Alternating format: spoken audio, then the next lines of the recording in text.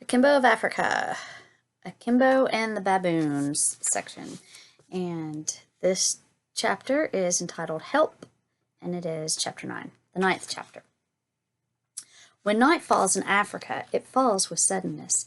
One moment the sky is blue and empty, the next it has faded and stars begin to appear. Then, as the last traces of light go from sky, there is nothing but darkness covering the land like a velvet cloth. We'll have to find somewhere safe to spend the night, said Akimbo. If there is anywhere safe, said Kosi, looking around him. He could not see anywhere that looked like a good place to stay the night. There were no caves in the rocks, no trees with low branches on which they could lie, as if in a hammock. Akimbo was looking too, and he too could see nothing. Yet he could hardly stay out there, unprotected from the dangers of the night. Maybe we could try shouting, ventured Kosi. The suggestion did not sound very convincing, even to him, but he thought it was better than nothing. There may be some huts near here, he added lamely, or a ranger tent. Akimbo did not think that there was much point in shouting for help, but at least it amounted to doing something. So he looked out into the darkness, took a deep breath, and shouted help at the top of his voice. Kosi did the same, and then the two of them stopped to listen.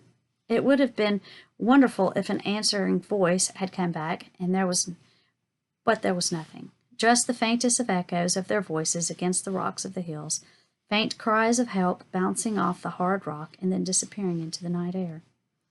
They repeated their cries again and again, each time with no result. And then, just when they were about to give up, they heard something. What was that? Asked Akimbo. He felt anxious. What if by shouting out they were merely giving away their position to some predator, perhaps a lion? The sound came again, and it was not the roar of a lion or the cough of a leopard. It was a barking sound. Akimbo and Kosi stood stock still. A baboon. Then Akimbo shouted out again, and after a short delay, there came an answering bark. Akimbo had noted the direction from which the bark had come. It was over there, he whispered. Kosi, it's not far away. Carefully, the two boys made their way through the darkness, trying to avoid the thorn bushes and the other obstacles that lay in their way.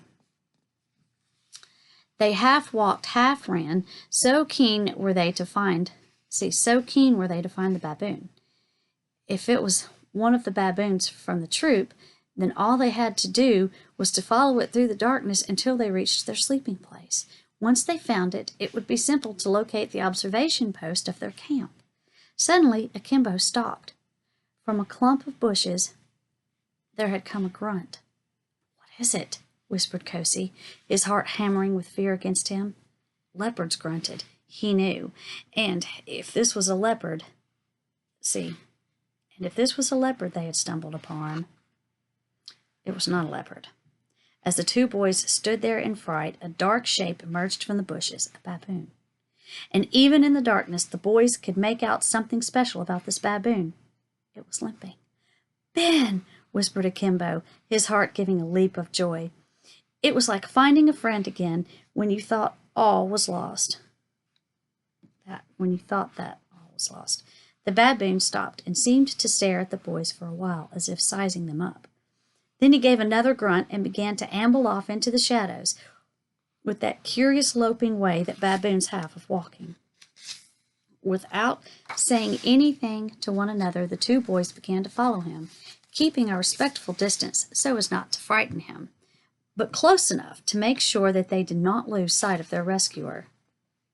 They were much closer to the camp than they thought, and it was only 30 minutes or so later that they saw in the darkness ahead of them the pinprick of light that announced the presence of the camp. Thank you, Ben, Akimbo called out, and then, closely followed by Kosi, he began to run towards the light.